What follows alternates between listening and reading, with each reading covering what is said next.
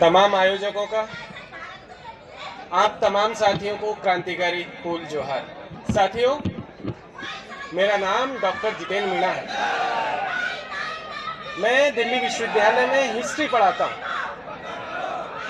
राजस्थान के मीणा कबीले से आता हूँ और आप तमाम साथियों के लिए और आप तमाम साथियों के साथ में अपने लिए अलग आदिवासी धर्म कोड की मांग के समर्थन में यहाँ पर आया हूँ। आप तमाम साथियों को बधाई और शुक्रिया।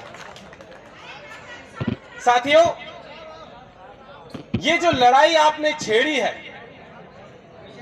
ये लड़ाई बहुत छोटी लड़ाई नहीं है, ये भी तय मान करके चलिए।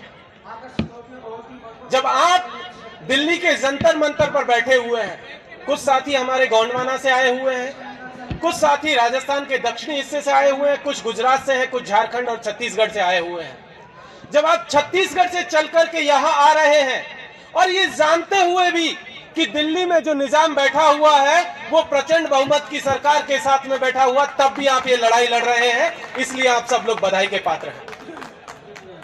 जब आप ये लड़ाई आज 2022 में लड़ रहे हैं, तब ये भी आपके जहन में है कि ये लड़ाई पिछले 75 सालों से चली आ रही है और अभी पता नहीं है कि कब तक चलेगी, तब भी आप ये लड़ाई लड़ रहे हैं, इसलिए आप सब लोग बधाई के पात्र हैं।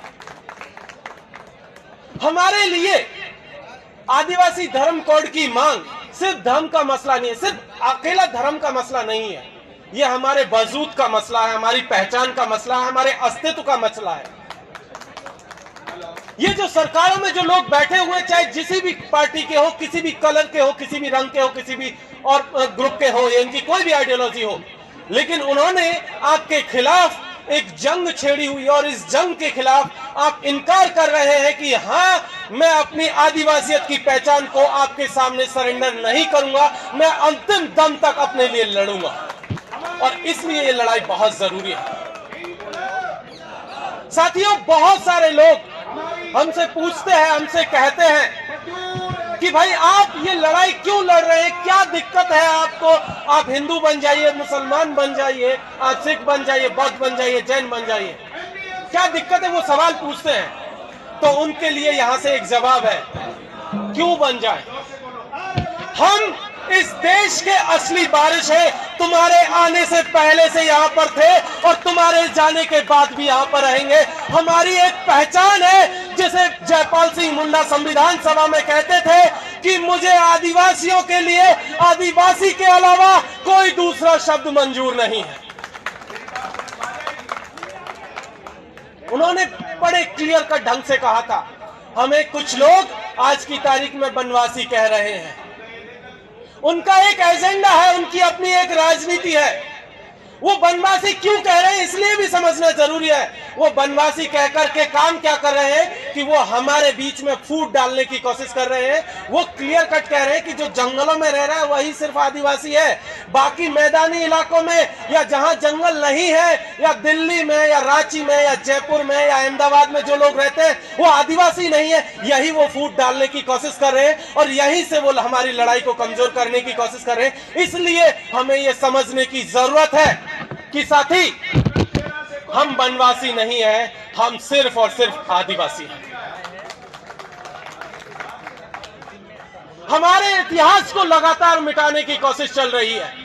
कुछ लोग हमारे इतिहास को नारंगी शक्ल देना चाहते हैं, जो नागपुर से आजकल गाइडेड होते हैं, जिनका कार्यालय नागपुर से है। वो नारंगी लोग हमारे इतिहास को भी नारंगी बना देना चाहते हैं, लेकिन हम कह देना चाहते हैं कि साहब, हम नारंगी नहीं, हम सतरंगी और बहुरंगी लोग हैं और हम इसी तरीके से आगे चलते चले जाएंगे।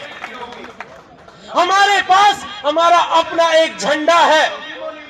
संविधान सभा में जब तिरंगे को लेकर के बहस चल रही थी, तब भी जयपाल मुंडा ने एक बात कही थी, उस बात को भी याद रखने की जरूरत है।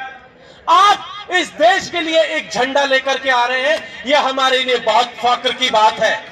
लेकिन एक चीज हम आपको बता देना चाहते हैं कि इस देश का आदिवासी हर एक कबीला अपने लिए पहले से एक झंडा लेकर के चला आता आ रहा है। और जब भी झारखंड का उदाहरण देते हुए उन्होंने कहा था कि जब जतरा का मेला लगता है तो हर एक कबीला एक अलग रास्ते से अपने एक अलग झंडे के साथ आता है। इसीलिए हमें तिरंगे के साथ साथ हमारा अपना झंडा भी मंजूर है। इसलिए हमें ये जानने की जरूरत है कि इतिहास को जो हमारे कुचलने की साजिश चल रही है, कुछ लोग कहते हैं कि अंग्रेजी हुकूमत के खिलाफ ये जो बगावत है ये 1857 में जो है मंगल पांडे ने शुरू की थी। तो साहब हम बता दें कि हमारे पुरखा तिलका मांझी भागलपुर में 18वीं सदी में ही अंग्रेजी हुकूमत के खिलाफ बगावत का झंडा बुलंद किए थे और उस समय के भागलपुर कलेक्टर को तीरों से मार के गिरा दिया था।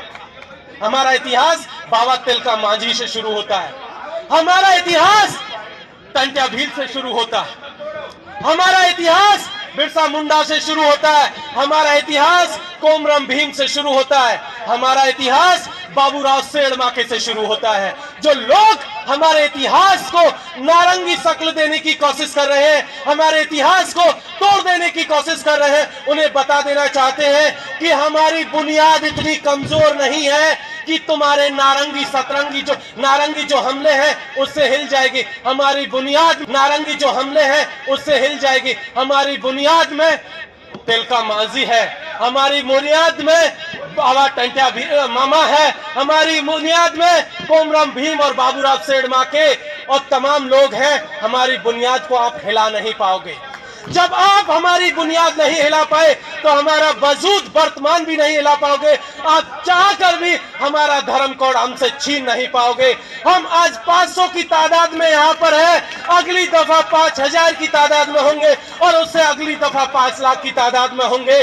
और जब तक हमें अपना वजूद, हमारा हक और हुकूक नहीं मिल जाता है, तब तक इसी तरीके से इस जंतर मंतर पर इसी तरीके से आते रहेंगे।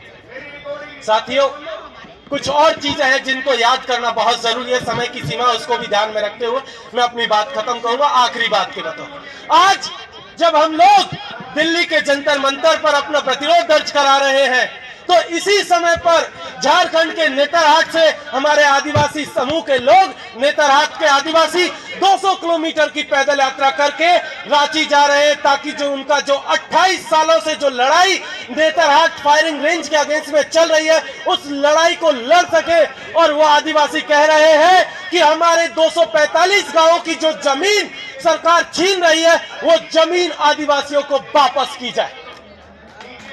जब हम लोग दिल्ली के जंतर मंतर पर बैठे हुए हैं तब हमें ये याद रखने की जरूरत है कि इसी समय पर छत्तीसगढ़ के हसदेव में 1,74,000 हेक्टेयर को जंगल को बचाने के लिए हमारे आदिवासी पेड़ों से चिपक करके अपनी जो है जान देने को तैयार है, लेकिन पेड़ कटने नहीं देना चाहते। हमें उनको भी सल्यूट करने की जरूरत है।